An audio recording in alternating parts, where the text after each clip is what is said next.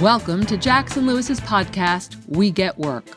Focused solely on workplace issues, it is our job to help employers develop proactive strategies, strong policies, and business-oriented solutions to cultivate an engaged, stable, and inclusive workforce. Our podcast identifies issues that influence and impact the workplace and its continuing evolution, and helps answer the question on every employer's mind: how will my business be impacted? Starting May 31st, 2024, employers will have less control on who can access their workplace. Specifically, this new rule allows union organizers, community activists advocating for worker rights, industry competitors, and others with a vested interest in workplace safety to join OSHA compliance officers on their Walkaround worksite inspections.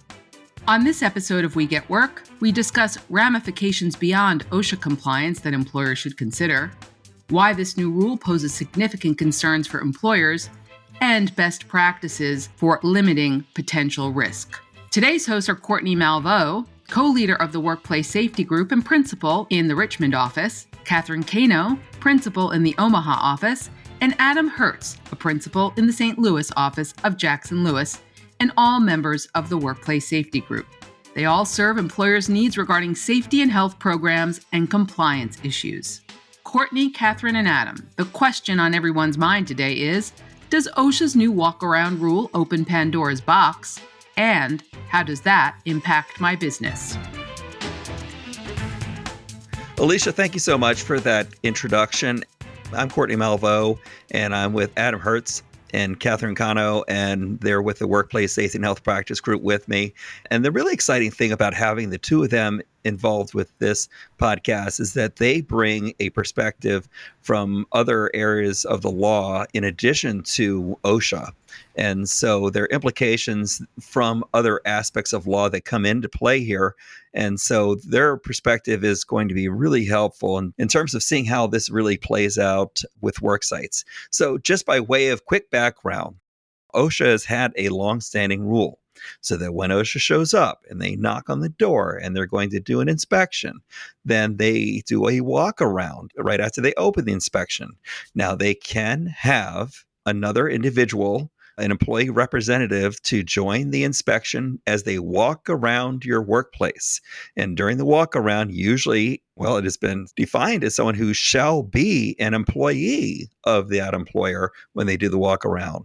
And now there's some wiggle room there. And if the compliance officer for OSHA says they'd like to have an industrial hygienist or a safety engineer, an expert, to come along the walk around, then that person doesn't necessarily have to be an employee of the employer, but otherwise really does need to be.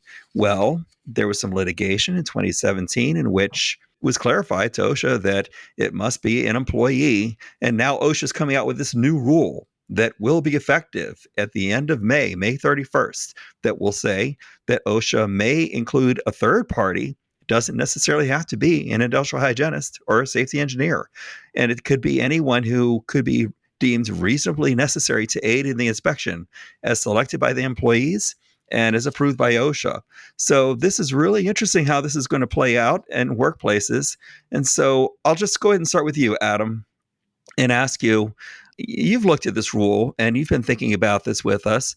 Are there issues, in your opinion, that concern you most about this new rule from an employer standpoint? Yeah, certainly. Thank you, Courtney. The final rule, according to OSHA, is just a simple, narrow purpose of the final rule and just some clarification. But I think in reality, it's opening Pandora's box. With regard to the third parties that are permitted to come in, there's just no real limits on that. And so the concern is, without any real barriers onto who can come in, your imagination is as good as mine as who might be there. OSHA may bring in union representatives or, community activists, other third parties who could be even competitors. So, it gets concerning. All of our clients are obviously particular about who's in their facilities, and particularly when you have, confidential information, trade secrets, the way you do things that, it's not something you just want to advertise to folks. So now we're in a situation with this new final rule where a variety of different people can come in.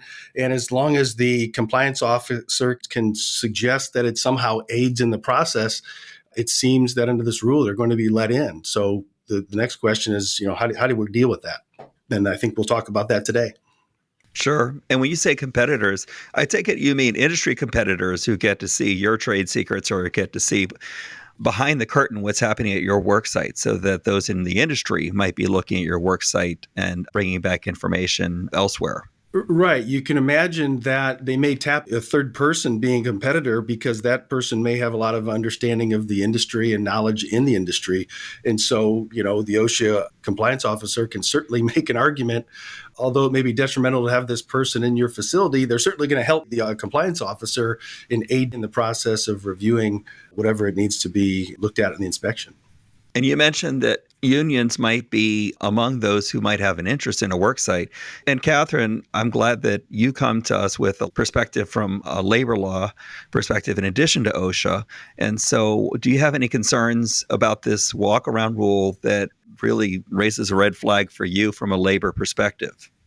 Yeah, so a significant concern I think that employers have is that the walkaround rule could facilitate union organizing, and how that would essentially play out. It's providing a means of access to the union for the employer facility and employees that they may not otherwise have. So the general rule, and there are some exceptions, but many employers have the right to prohibit unions from accessing their property.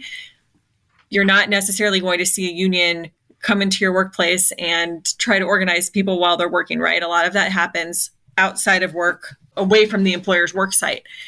But here you're essentially bringing in somebody who could be a union organizer and could use that as an opportunity to interact with employees and try to use it for purposes of organizing. OSHA got comments about that when they put out the proposed rule, and their response to it was really that wasn't a valid concern by employers because the organizers, even if it's a union organizer, their role would be assisting OSHA, not interacting with employees. But I don't think that necessarily quells anybody's concerns from a labor standpoint. So if you have someone who is that third party and they're not an employee, and let's say there is no union at that work site, and yet here's somebody with the logo on and they're able to insert themselves and ask questions, then it seems like that's a great way of kind of inserting themselves a little bit into a workplace. Yeah, definitely. And, I think that they could also potentially have an interest in trying to expand the scope of the inspection. If you think about a union's role, especially during organizing, they want to show employees why they think employees should have a union and why they need a union. And so if they are accompanying an employer in OSHA on a walkaround, they may be trying to point out things that OSHA may not have recognized or, potentially expanding the scope to additional issues. Sure. And so I wonder if you could just comment a little bit more in terms of how unions' involvement might impact the actual inspection. And I'm thinking, if a union representative is there and they're doing the inspection and you said that they can ask more questions, and I'm thinking, well, what can they ask? Okay, well, who else has been injured on this machine, or what else has happened in the past, or whatever, and kind of insert themselves a little bit to try to get a little bit more information. Is that what you have in mind? Yeah, I think that unions could use it as a way to leverage additional information about the workplace and potential pressure points for the employer, or ways to try to exert additional pressure on the employer or paint the employer in a certain way. And again, expanding the scope of the inspection. I think those are just a couple of ways that they could impact the actual inspection. Well, this sounds like this could open up, as you said, Adam, a bit of a Pandora's box here. And it's coming real soon. As of the day of the recording on May 20th, we are 11 days out from go time with this rule going live and active. So we have a very short window to try to develop some ways that we may cope and deal under this rule. Do you have any thoughts in terms of what some best practices might be in trying to limit these issues of concern? Absolutely. With the potential of these third parties participating, it's more important than ever now to know your rights and the bounds of what OSHA says is permitted with regard to the third party. The opening conference, I think, is going to take on even more importance now than it has in the past when the inspector shows up, because if there are third parties with them, I think that's a good opportunity to ask questions and understand, first off, who is this person? Why are they with you? How will they aid in the inspection? And, challenge that to the extent appropriate.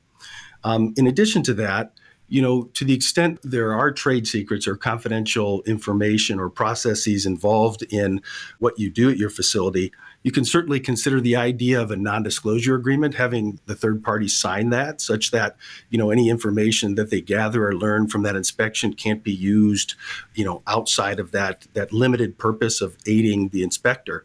We can certainly help with, drafting and creating those types of documents.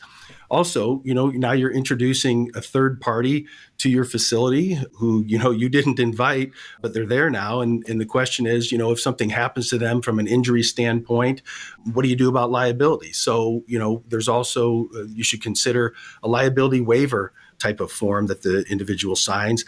In addition, although OSHA says, it's not necessary to put this person through a full, 2-day safety class, you can and should, to the extent that you put visitors through a safety briefing, you should go ahead and do that with this individual. If PPE is required, that should also be worn by the third party. And you don't have to provide that. It's incumbent upon a third party to have that with them and to use that with them. And one of the last things I think that could be a very good, I don't want to use the word weapon, but I guess a weapon for a facility and a client who has an inspector show up is the idea of requiring a search warrant. I know some clients shy away from that because they think it'll, embolden or upset OSHA. But I think at the point where you've got a third party there that you just don't think it's a good idea to have them coming into your facility for a variety of reasons, and in particular, if you don't think they're going to aid in the process, you have every right, and you've always had a right to ask that the government get a search warrant. So that's certainly another option for you as well. Absolutely. Thank you, Adam.